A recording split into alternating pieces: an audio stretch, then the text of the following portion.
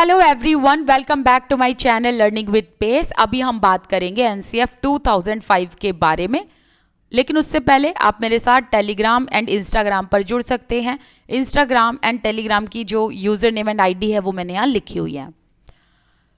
चलिए अब अपना टॉपिक शुरू करते हैं। एनसीएफ 2005, एनसीएफ की फुल फॉर्म क्या है? National curriculum framework. 2005 का मतलब क्या है? ये 2005 में आया था, मतलब एक नया करिकुलम बनाया गया, एक नया एनसीएफ लाया गया 2005 में। इससे पहले 3 एनसीएफ आ चुके हैं। अब ये जो वीडियो है ना, काफ़ी लंबी वीडियो है, काफ़ी लॉन्ग वीडियो, इसको थोड़ा पेशेंस के साथ देखना, थोड़ा धैर्य के साथ देखना, बिकॉज अगर आपने एनसीएफ 2005 को डिटेल में पढ़ लिया तो आपकी पेडागोजी क्लियर हो जाएगी और आपको पता है कि यहाँ से काफ़ी सारे क्वेश्चन भी आते हैं। तो अपना टॉपिक शुरू करते हैं। The national curriculum framework is one of 4 national curriculum frameworks published in 1975, 1988, 2000 and 2005 by the NCERT. NCERT की फुल फॉर्म क्या है? National council of educational research and training. तो यहाँ ये बताया है कि भाई जो एनसीएफ 2005 है ये हमारा चौथा एनसीएफ है, 4th वन एनसीएफ है। इससे पहले 3 एनसीएफ आ चुके हैं, जैसे कि एक तो आया था 1975 में, 1988 में दूसरा, एंड तीसरा 2000 में, और अब ये 4th वन है 2005 वाला। अब क्वेश्चन ये आता है कि एनसीएफ की ज़रूरत क्यों पड़ी? देखो, एनसीएफ एक ऐसा डॉक्यूमेंट है जिसमें जो फ्रेमवर्क बताया जाता है वो किसके बारे में बताया जाता है? Syllabi, text book and teaching practices within the school education programme in India. कि भाई एनसीएफ की ज़रूरत क्यों पड़ी? तो एक तो इसलिए कि सिलेबस कैसा हो, करिकुलम कैसा हो, क्या करिकुलम बच्चों को पढ़ाया जाए, मतलब व्हाट टू टीच, बच्चों को क्या पढ़ाया जाए स्कूल में। दूसरा ये हाउ टू टीच में मतलब क्या क्या मेथड्स हो या क्या टीचिंग एंड लर्निंग मटेरियल हो, TLM मतलब टीचिंग एंड लर्निंग मटेरियल कौन कौन से होने चाहिए बच्चों को पढ़ाने के लिए, ताकि बच्चों को क्वालिटी एजुकेशन दी जा सके। इसके अलावा बच्चों का ओवरऑल डेवलपमेंट हो सके, जिसे हम होलिस्टिक डेवलपमेंट भी कहते हैं। ठीक है, बच्चों का ओवरऑल डेवलपमेंट हो सके, इसीलिए एनसीएफ की ज़रूरत पड़ी थी, ताकि बच्चों का बोझ कम हो। स्कूल का जो बैग बच्चे टांग कर लेकर जाते हैं उसमें बहुत सारी किताबें होती है, बहुत सारी किताबों का बोझ होता है, उस बोझ को कम किया जाए और बच्चों को क्वालिटी एजुकेशन दी जाए, मतलब क्वांटिटी पे ध्यान ना देकर क्वालिटी पे ध्यान दिया जाए, राइट। तो इसीलिए एनसीएफ की ज़रूरत पड़ी थी। A national steering committee under the chairmanship of Professor Yashpal formed 21 national focus groups। तो जो प्रोफेसर यशपाल थे उन्होंने 21 नेशनल फोकस ग्रुप्स बनाए। क्यों बनाई वो भी मैं भी आपको बताऊंगी। NCERT took up the assignment of reviewing the national curriculum framework for school education in the light of report Learning Without Burden 1993। अब इसमें बहुत सारी इंपॉर्टेंट बातें कही गई हैं जो मैं आपको यहाँ डिटेल में बताऊंगी। देखो, 1992 एंड 1993 का जो टाइम पीरियड था, इसमें जो प्रोफेसर यशपाल थे, इस टाइम पीरियड में जो प्रोफेसर यशपाल थे उन्होंने ना एजुकेशन पॉलिसीज़ के रिगार्डिंग या एजुकेशन के रिगार्डिंग एक नया POA दिया, प्रोग्राम ऑफ एक्शन। इसमें इन्होंने एक रिपोर्ट दी थी एजुकेशन को लेकर, और उस रिपोर्ट में इन्होंने किसके बारे में बात की थी? लर्निंग विदाउट बर्डन, इसके बारे में इन्होंने बात की। लर्निंग विदाउट बर्डन का मतलब क्या है? कि बच्चों को बैग के, टेक्स्ट बुक के बर्डन से फ्री किया जाए। अगर बच्चों को हम लर्निंग विदाउट बर्डन देंगे, मतलब एक ऐसी लर्निंग करवाएंगे जिसमें बच्चों को ना स्ट्रेस है ना बर्डन है पढ़ाई का, तो उससे उनका होलिस्टिक डेवलपमेंट होगा। ठीक है, अब इन्होंने जब ये बात कही तो that time NCERT took up the assignment reviewing the NCF. तो ये बात सभी को पसंद आई। प्रोफेसर यशपाल ने जब ये रिपोर्ट दी ना, लर्निंग विदाउट बर्डन, ये चीज़ सभी को पसंद आई। तो फिर हुआ क्या, फिर हुआ ये कि एनसीएफ को रिव्यू करने के लिए कहा गया और प्रोफेसर यशपाल को कहा कि आप एक हमारे लिए नया करिकुलम फ्रेमवर्क तैयार कीजिए। ओके, तो उस टाइम पर प्रोफेसर यशपाल ने 21 नेशनल फोकस ग्रुप को सेटअप किया।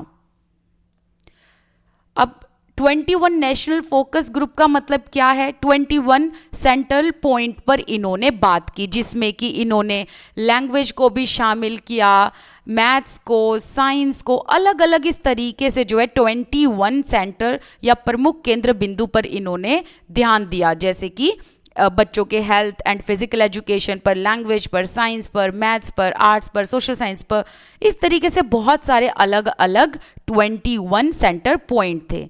लेकिन ये इन्होंने अकेले नहीं किया था, बल्कि इनके साथ इनकी कमेटी में मेंबर भी थे। अब आपको यहाँ बहुत इंपॉर्टेंट चीज़ ध्यान रखनी है। देखो जी, अगर ये क्वेश्चन आ जाए कि एनसीएफ में टोटल कितने मेंबर थे, तो वो थे 38। अब 38 कैसे थे?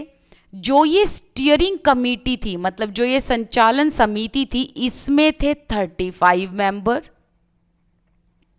एंड 38 में से 35 गए, 3 रह गए, तो जो 3 बचे हुए मेंबर थे वो थे एनसीईआरटी के। ये आपने ध्यान रखना है। देखो, जब प्रोफेसर यशपाल ने पीओए में जो एजुकेशनल रिपोर्ट दी थी कि बच्चों की जो एजुकेशन है वो लर्निंग विदाउट बर्डन होनी चाहिए, तो उसी टाइम पर ये कहा गया यशपाल जी को कि आप एक नया करिकुलम तैयार कीजिए। इसलिए एनसीएफ को रिवाइव किया गया, रिव्यू किया गया। जब रिव्यू किया गया तो इसमें क्या इन्होंने पाया कि इनको ना अलग अलग सेंटर पॉइंट पर फोकस करना है, तो इन्होंने 21 नेशनल फोकस ग्रुप सेटअप किए। राइट, अब ये जो 21 नेशनल फोकस ग्रुप है, ये यशपाल जी ने अकेले नहीं किए, इनके साथ मेंबर्स भी थे। तो इनके साथ जो स्टीयरिंग कमेटी में मेंबर थे वो थे 35, अलग से जो 3 मेंबर थे वो एनसीईआरटी के थे। तो इसीलिए कुल मिलाकर एनसीएफ के कितने मेंबर हैं? 38 मेंबर हैं। लेकिन अगर क्वेश्चन ऐसा आ गया जिसमें कि आपके पास ऑप्शन है 35, 36, 37, 39, तो आप 35 पे निशान लगा कर आ जाएंगे। लेकिन अगर क्वेश्चन के आंसर में 38 है तो आप 38 पर लगा कर आएंगे। लेकिन क्वेश्चन की स्टेटमेंट को आप ध्यान से रखना, मतलब ध्यान से सुनना। देखो, अगर क्वेश्चन की स्टेटमेंट में ये है कि यशपाल की जो स्टीयरिंग कमेटी थी उसमें कितने मेंबर थे? 35। और अगर ये पूछा जाए एनसीएफ में एनसीईआरटी के कितने मेंबर थे? 3 मेंबर थे। और अगर ये आ जाए कि टोटल कितने मेंबर थे, तो 38 मेंबर थे। आई होप अभी ये क्लैरिटी आपको होगी। ठीक है, अब देखो, यहाँ हमने जो है 21 नेशनल फोकस ग्रुप के बारे में भी बात कर ली। अब हम आगे बढ़ते हैं। ये जो 21 नेशनल फोकस ग्रुप थे, इनमें जब अलग अलग जो विषय है, अलग अलग जो सब्जेक्ट है, उनके बारे में जब रिपोर्ट तैयार की गई ना, तो ये रिपोर्ट बहुत बड़ी हो गई थी। राइट, और ये जो 21 नेशनल फोकस ग्रुप की जो रिपोर्ट है ना, उसी की समरी क्या है? उसी की समरी एनसीएफ 2005 है, जिसको अभी हम पढ़ रहे हैं। NCF 2005 begins with a quotation from Tagore's essay Civilization and Progress, in which the poet reminds us a creative spirit and generous joy are key in childhood। बहुत बड़ी बात यहाँ कही गई है और बहुत इंपॉर्टेंट पॉइंट है ये। यहाँ से ना आपके बहुत क्वेश्चन आ भी चुके हैं। ठीक है, NCF 2005 किस चीज़ पर बेस्ड है, या फिर NCF 2005 की जो बिगनिंग है वो किस कोटेशन से होती है? टैगोर का एक ऐसे है, ऐसे का नाम क्या है? Civilisation and progress. ठीक है, इस पर जो है NCF 2005 आधारित है। And the opening of 2005 NCF starts with the quotation from the essay written by Rabindranath Tagore. The essay is Civilization and Progress. अब इसमें ना रविंद्रनाथ टैगोर ने creative spirit and generous Joy की बात की है। इसको समझिए जरा। देखो, क्रिएटिव स्पिरिट का मतलब क्या है? इन्होंने ये कहा टैगोर ने इस ऐसे में कि बच्चों के अंदर हमने क्रिएटिविटी को फोस्टर करना है, क्रिएटिविटी का बढ़ावा देना है। एंड जनरस जॉय का मतलब है अगर सब लोग जनरस होंगे तभी बच्चे जॉयफुल रहेंगे, तभी बच्चे पढ़ाई को भी इंजॉय कर पाएंगे, ठीक है। और इसी चीज़ पर आधारित इन्होंने ये ऐसे लिखा सिविलाइजेशन एंड प्रोग्रेस, और इसी सिविलाइजेशन एंड प्रोग्रेस पर आधारित या बेस्ड क्या है हमारा NCF 2005, ठीक है। इतना क्लियर है। अब चलिए नेक्स्ट स्लाइड पर चलते हैं। NCF 2005 का जब डॉक्यूमेंट तैयार किया गया तो डॉक्यूमेंट को तैयार करते वक्त हमारे भारत के संविधान को भी ध्यान में रखा गया, मतलब हमारे इंडियन कॉन्स्टिट्यूशन के जो विजन है ना उनको ध्यान में रखकर ही NCF 2005 का डॉक्यूमेंट तैयार किया गया है। जैसे कि सेक्युलरिज्म को ध्यान में रखा गया, एगैलिटेरियन का मतलब होता है हम सब लोग इक्वल हैं, we all are equal regardless of our gender, race, religion, age. इसके अलावा प्लूरलिस्टिक सोसाइटी को ध्यान में रखा गया। प्लूरलिस्टिक सोसाइटी का मतलब है अलग अलग बिलीफ के लोग हैं हमारे देश में, और उनके बिलीफ चाहे एक दूसरे से मैच करें या ना करें but still they are coexisting with each other, they are tolerating each other and they are living in peace and harmony, right. इसके अलावा सोशल जस्टिस, इक्वालिटी, इन सब ब्रॉड एम्स पर ध्यान रखा गया और तब जाकर NCF 2005 का डॉक्यूमेंट तैयार किया गया है। नेक्स्ट जो बहुत इंपॉर्टेंट क्वेश्चन है वो ये है कि NCF को कितनी भाषाओं में, कितनी लैंग्वेजेस में ट्रांसलेट किया है। तो कितनी लैंग्वेज में? 22 लैंग्वेज में। यहाँ पर आपको एक चीज़ और ध्यान रखनी है, हमारे संविधान की जो 8वीं सूची है, मतलब हमारे इंडियन कॉन्स्टिट्यूशन में जो 8th शेड्यूल है उसमें 22 लैंग्वेजेस का जिक्र है। उन्हीं 22 लैंग्वेजेस में NCF को ट्रांसलेट किया गया। किस किस लैंग्वेज में ट्रांसलेट किया? फॉर एग्जाम्पल तमिल, संस्कृत, सिंधी, आसमी, गुजराती, हिंदी, कन्नड़, कश्मीरी, इसके अलावा पंजाबी, ऐसे बहुत सारी लैंग्वेजेस हैं, मतलब कुल मिला के 22 लैंग्वेजेस हैं, ठीक है। NCF किस चीज़ पर ध्यान देता है? सिलेबस पर, टेक्स्ट बुक पर, टीचिंग प्रैक्टिसेस पर, मतलब जो इंडिया के स्कूल हैं, जो हमारे भारत के स्कूल हैं उनमें कैसा सिलेबस होना चाहिए, कितना सिलेबस, कितनी टेक्स्ट बुक होगी, कैसे टेक्स्ट बुक होंगी, किस तरीके से पढ़ाया जाएगा, TLM टीचिंग लर्निंग मटेरियल क्या होगा, पेरेंट्स का क्या कंट्रीब्यूशन होगा, बच्चों की लर्निंग किस तरीके से एनरिच की जाएगी, उन सब चीज़ों पर ध्यान दिया जाता है।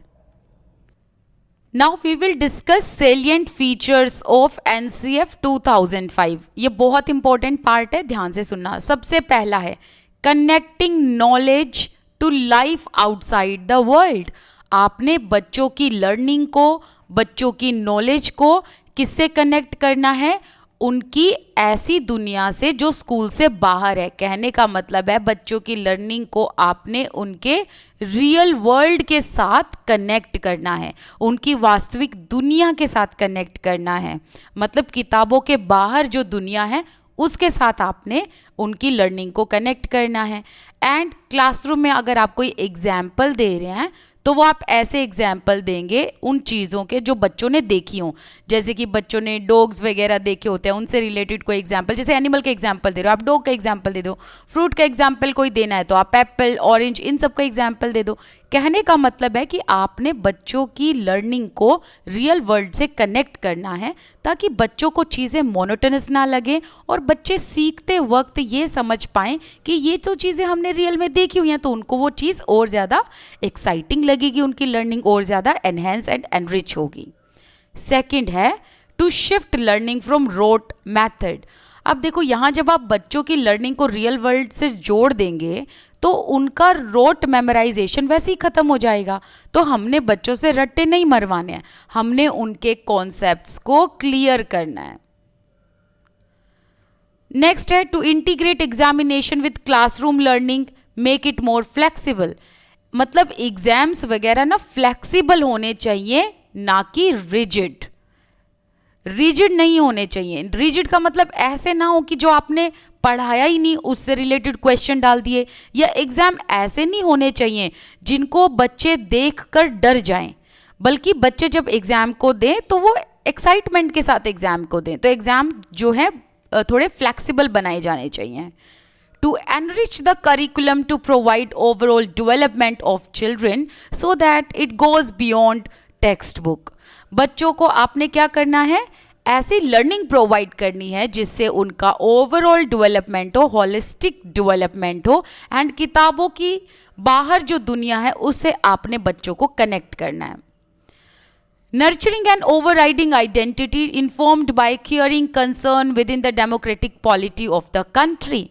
देखो यहाँ पर इस स्टेटमेंट के दो मायने निकल कर आते हैं. एक तो ये कि बच्चों के अंदर आपने डेमोक्रेटिक, नेशनलिज्म, इनकी भावना पैदा करनी है, अपने देश के प्रति बच्चे प्यार करें, लगाव महसूस करें. एंड दूसरा ये कि आपने बच्चों को डेमोक्रेटिक एनवायरनमेंट भी देना है वेयर चिल्ड्रन आर हर्ड. आपने ऐसा प्लेटफॉर्म देना है जहाँ बच्चे बोलने में डरे ना, बोलने में हेजिटेट ना करें. ठीक है. अब हम ना नेक्स्ट वीडियो में बात करेंगे the document is divided into 5 areas. मतलब एनसीएफ 2005 को 5 अलग अलग एरिया में बांटा गया एंड इन 5 एरियाज में क्या क्या कहा गया उन सब के बारे में हम डिटेल में नेक्स्ट वीडियो में बात करेंगे पार्ट नंबर 2 में, क्योंकि ये वीडियो ऑलरेडी 15 मिनट की हो गई है. और फिर बाद में जब ये वाला पार्ट भी कंप्लीट हो जाएगा, मतलब ये 5 एरियाज वाला, फिर मैं पार्ट 1 पार्ट 2 को कंप्लीट करके वो वीडियो असेंबल कर दूंगी ताकि आपको एनसीएफ फिर पूरी एक ही वीडियो में मिल जाए. ठीक है.